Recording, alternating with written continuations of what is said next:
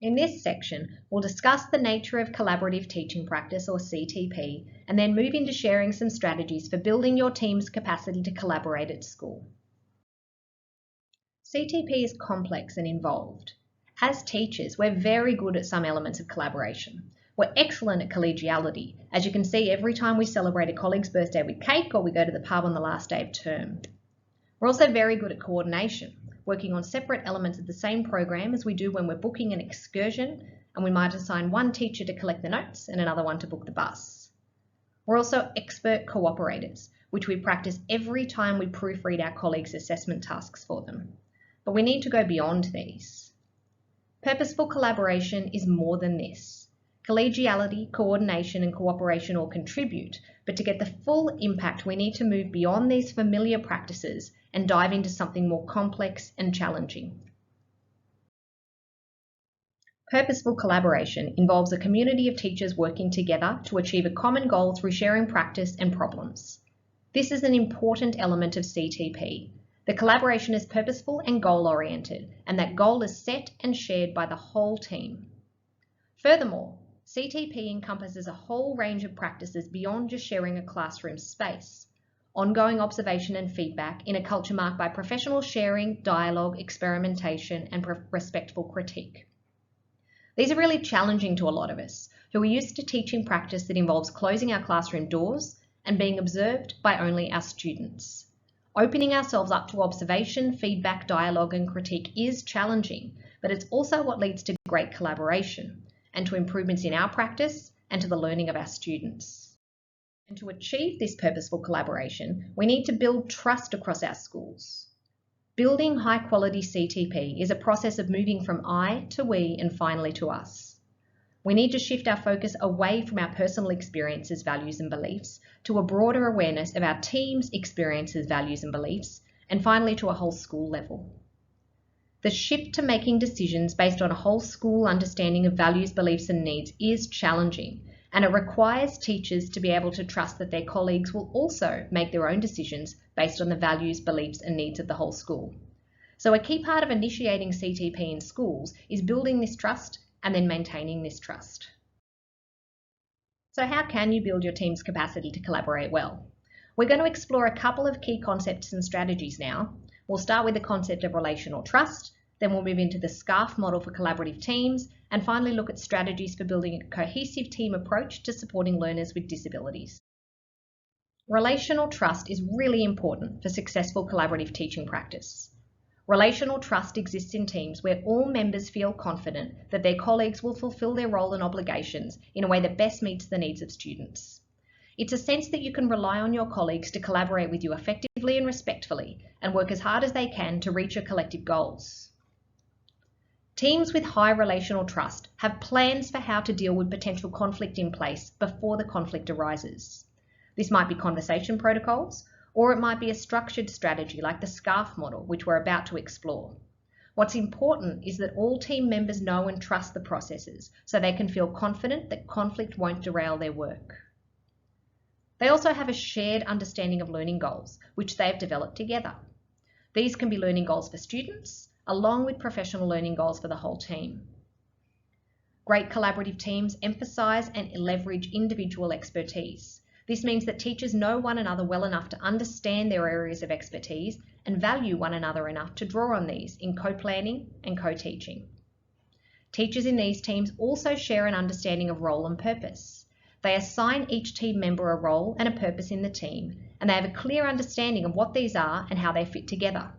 They fulfill their own roles while also supporting their colleagues to fulfill theirs.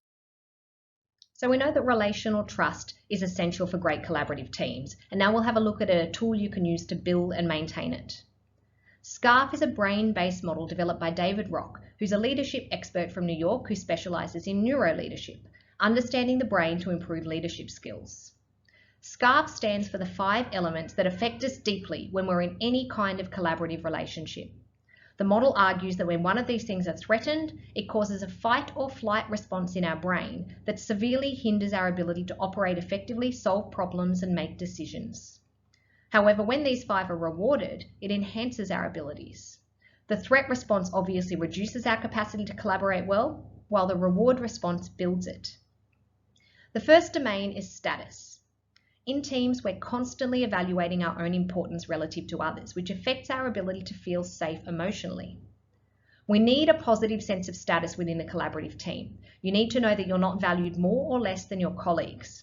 This doesn't mean you can't have teachers at different career levels in the team. It just means that all members must have equal standing as members of the teaching team, regardless of job title or career stage. The second domain is certainty. This refers to your team's clarity about their purpose and their confidence that they can achieve this purpose. A lack of certainty can cause angst, especially in a work environment. Positive collaborative teams need stability and clarity around their goals and purpose, and they need to feel confident that they can achieve these. The third domain is autonomy. In teams, the more choices you give people, the higher their feeling of autonomy is likely to be. More autonomy leads to a reward response, whereas less autonomy leads to a threat response. In successful teaching teams, each participant must have a sense of freedom to make decisions, as long as they serve the purpose of meeting the collective goals of the team. The fourth is relatedness, which essentially equates to a sense of belonging and safety. In successful teams, members feel a sense of belonging to the group, and groups function respectfully and professionally without undue conflict or tension. And when these do arise, they need to have protocols in place to resolve them. Finally, there is fairness, which involves having the same set of rules and expectations for everyone in the team. Having an agreed upon set of standards is a great place to start. Each member must feel that the workload is even and that everyone is equally valued. What the SCARF domains will look like will differ according to the situation. Different collaborative teams will have different effects on different individuals' sense of status, feelings of certainty, etc. Despite this, it's still a useful tool to help move from I to we smoothly. There were a whole range of ways that teams could use this STARF model to build relational trust. When forming a teaching team, the SCARF model could be used to select team members that will complement one another. For example, you could team teachers at the same career stage, which would help ensure that the status domain produces rewards for team members. It could also be used as a tool for dealing with conflicts within a team. If a conflict arises, teams could use the SCARF model to diagnose which domain is producing a threat response and causing the conflict, and then develop strategies to improve team performance within the domain. It could also be used as a tool to enable regular check-ins for teams to ensure their relational trust remains high. Once a term, for example, team members might want to evaluate their sense of reward across each domain. Then the team could work together to identify the practice leading to the reward or threat perceived in each domain. For example, a few team members might feel like their fairness needs weren't being met in a particular term because their workload might have been higher than others in that term. Then the team could work together to remedy this. Whenever you use it, the SCARF model is a really powerful one for building and maintaining relational trust in teaching teams.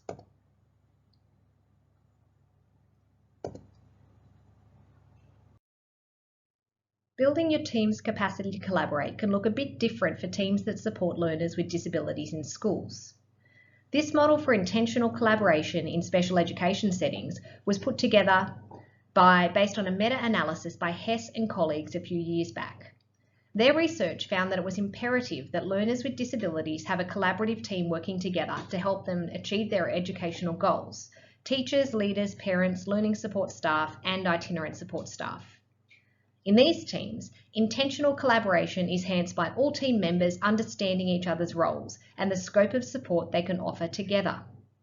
These teams work best when all members prioritise team action by scheduling time for collaboration while also balancing their own workload or caseload.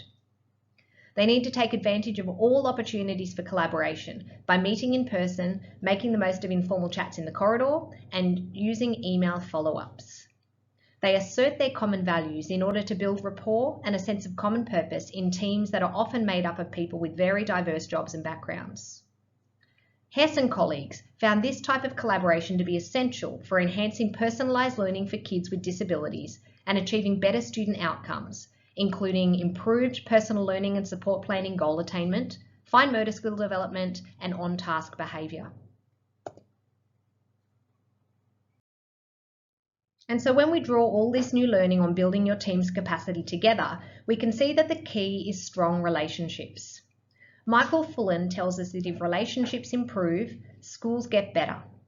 Specifically, he encourages teachers and leaders to build relationships with diverse people, which fosters emotional intelligence and can energise and connect teachers. Building these positive relationships builds positive teams, who can then build positive collaborative teaching practices across the school. But it all starts with the relationships.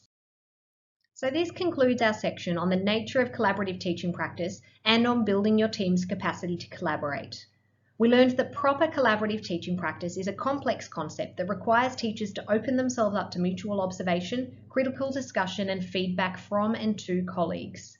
We learned that successful collaborative teaching practice requires the building of relational trust across teams and schools, and we explored the SCARF model and its many uses in building this relational trust. We looked into the unique and complex features of successful teams that support learners with disabilities, and we learned that above all, relationships matter. No strategy or structure for CTP will succeed without the building of positive relationships within teaching teams.